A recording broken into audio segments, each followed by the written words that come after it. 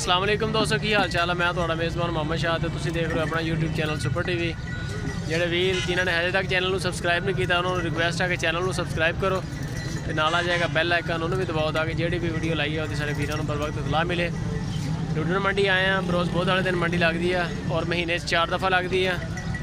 पंजाब तो पाकिस्तान की पूरे की मशहूर मंडी है, पूरे पाकिस्तान के लोग इस मंडी में जानते हैं, फॉलो भी करते हैं। तो इस मंडी के सानू टकरे ने लतीफ़ भाई की हाल है? ठीक ठाक। अच्छा लतीफ़ भाई, किहड़े जानवरों का काम करते हैं तुसीं? किहड़ी नस्ल के जानवर होंगे अपने कोल ज़्यादा? फ्रीजन आस्ट्रेलिया क्रॉस।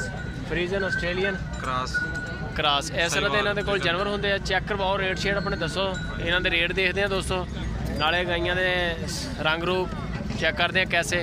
कॉमेंट बॉक्स में लाजमी दसना कि लतीफ़ भाई के रेट कैसे ने, माल कैसा है। ठीक है, इन्हों को अच्छे रेट लेने, फिर इन्हों नंबर शंबर भी लेने, तो वीडियो एंड तक देखनी है तो ज़बरदस्त इंशाल्लाह रेट मिलेंगे। अच्छा लतीफ़ भाई, है जी वैड़ है किहड़ी नस्ल है? क्रॉस। किहदे नाल क्रॉस? फ्रीजन क्रॉस है। तो ये उम्र कितनी का है तकरीबन? आप पूछ पकड़ी है इसकी उम्र 2.5 साल। सही हो गया है जी माशाल्लाह। इसका चड्डा लेवा इसका तो 2.5 साल उम्र है, यानी कि 30 महीने हो गए। धुंधी है, धुंधी है मूँह चो। नवीं कदों तक होएगी ये? हो जाएगी महीने तक हो जाएगी। सही हो गया। तो नस्ल तक केड़ी दसी तुसी?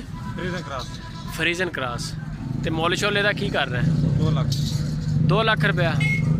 सही हो गया। तो यह जी है कि नस्ल है? फ्रीजन क्रॉस। ये भी फ्रीजन क्रॉस है। फ्रीजन क्रॉस है। तो यह मूँह कितनी हैगी है? ये मूँह धुंधी है, मूँह चो धुंधी हैगी। पूछ फाड़ के रखी यार। ए जी ਇਹਦਾ ਚੱਡਾ आ गया। अच्छा ਇਹਦਾ ਕੀ ਮੁੱਲ कर रहे हैं?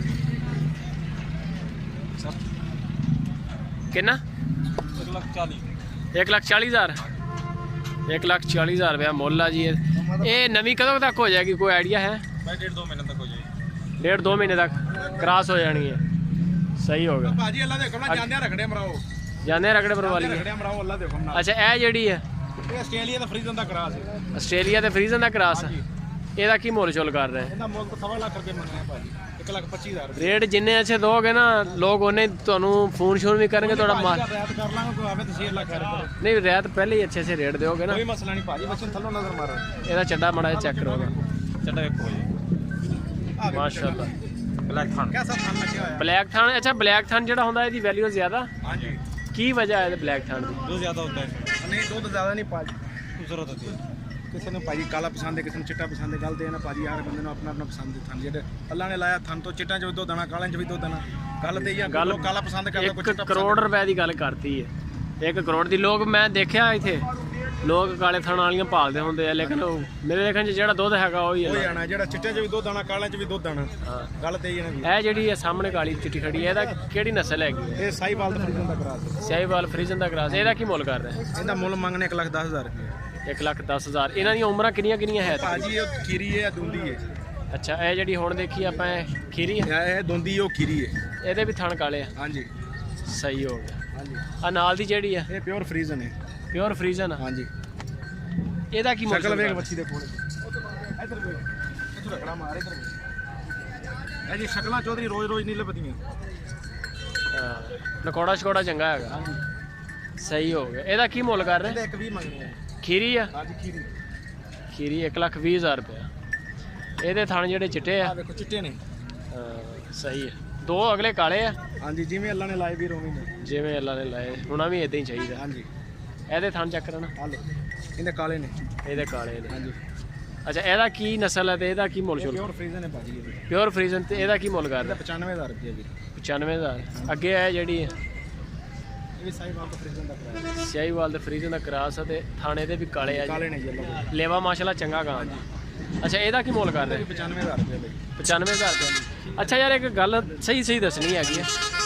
ਐਨ ਮੂੰਹ ਕਰ ਲਓ ਜ਼ਰਾ ਕੈਮਰੇ ਵੱਲ ਨੂੰ। ਪਸੰਦ ਕਰਦੇ ਆ ਲੋਕ ਜਿਹੜੇ ਅਕਸਰ ਲੋਕ ਕਹਿੰਦੇ ਆ ਕਿ ਨਵੀਆਂ ਨਹੀਂ ਹੁੰਦੀਆਂ ਜਾ ਕੇ।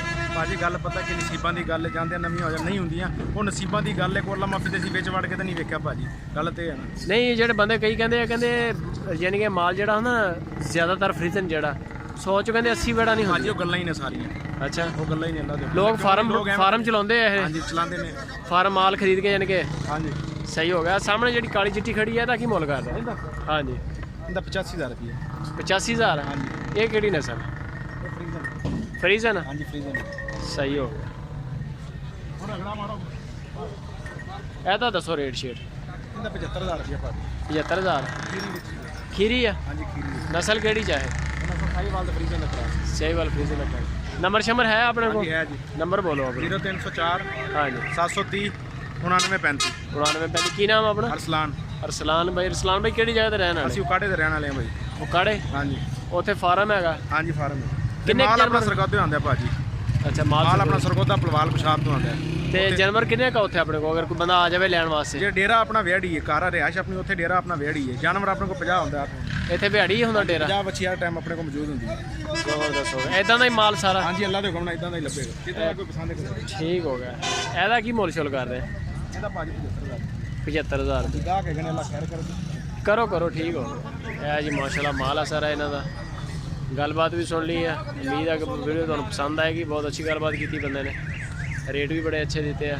ਨਾਲੇ ਦੱਸੋ ਤੁਸੀਂ ਵੀ ਕਮੈਂਟ ਬਾਕਸ ਵਿੱਚ ਹਕੀਕਤ ਤੇ ਮਬਨੀ ਗੱਲਾਂ ਜੋ ਹੁੰਦਾ ਓਰੀਜਨਲ। ਲਾਈਕ ਕਮੈਂਟ ਸ਼ੇਅਰ ਲਾ।